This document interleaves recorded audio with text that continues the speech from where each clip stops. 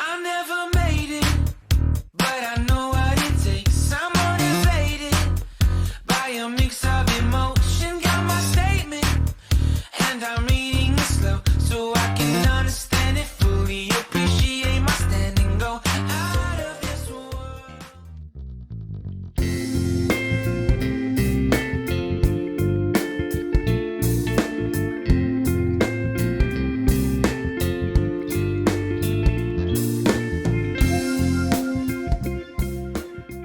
Good morning. That's Lewis at 6:30 approximately, well 6:15 actually, on Monday morning in the beginning of this week, the last week in April.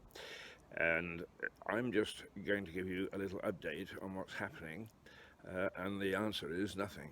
I've been out at 6 o'clock, I've taken my brisk walk around the block, I haven't bumped into a soul, not one solitary soul.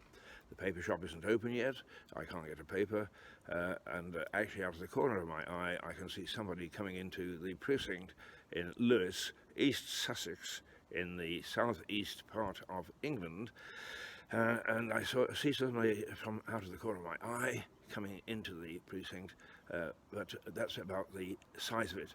And that's good news in many ways, because it means that people are observing the lock-in, the lockdown, whichever word we want to use. Those people who are out exercising, which is also good news. The sad news is, of course, is that there's not much commerce going on, so the economy is taking a battering and continues to do so. Anyway, just a little note that we will each morning bring you an update. It's still pretty virulent. I don't see that the government can make a decision, certainly not this week or next week, of any definite intent to unlock us from our insides, and I think that we're going to have to live by the rules for another week or two. But if that changes, certainly we'll bring it to you. Just a little word about the weather in the UK this morning, and that is that it's pretty sharp, but a clear sky. Looks like it's going to be another good day of sunshine. But my good friend Alex Hoare, who is also going to be our program of the week with his gardening show this morning. I say this morning, you can see it throughout the day. Why tag it? You can see it throughout the day. Do join him. He's building a garden, designed and building it in Helsham, which is not too far away along the coast. And talking to Alex and watching his dog Joey join him and frolic in the garden is good fun. So do join him and stay with me just for a moment. It's Keith Hayes.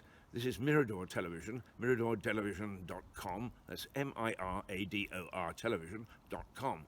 And for those of you who don't know, Mirador is a small turret.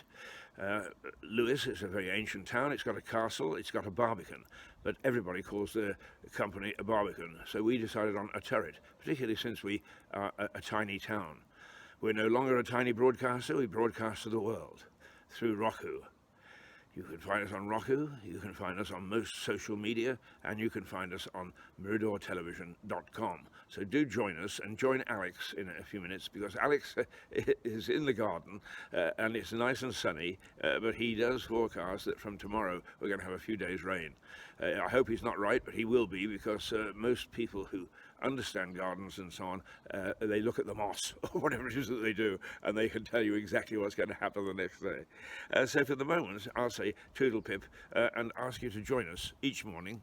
This is on Facebook, Mirador Television, but do go, because it will be on miradortelevision.com. and I hope that you'll join me each morning so that we can have a very brief chat and see how the land lies. Till then, Keith Hayes, Toodle Pip.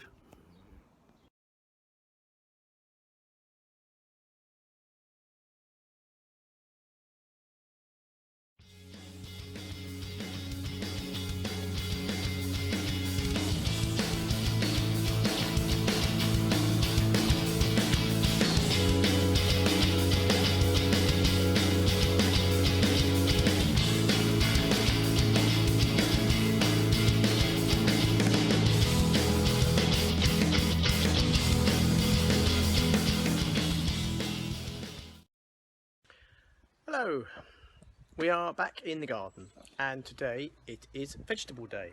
So the first of our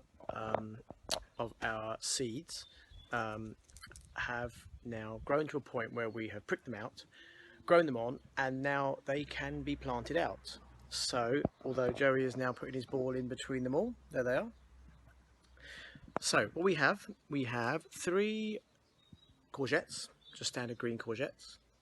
And we've got half a dozen sugar snap peas and normal early peas as well. And to be honest with you, they do actually look extremely similar.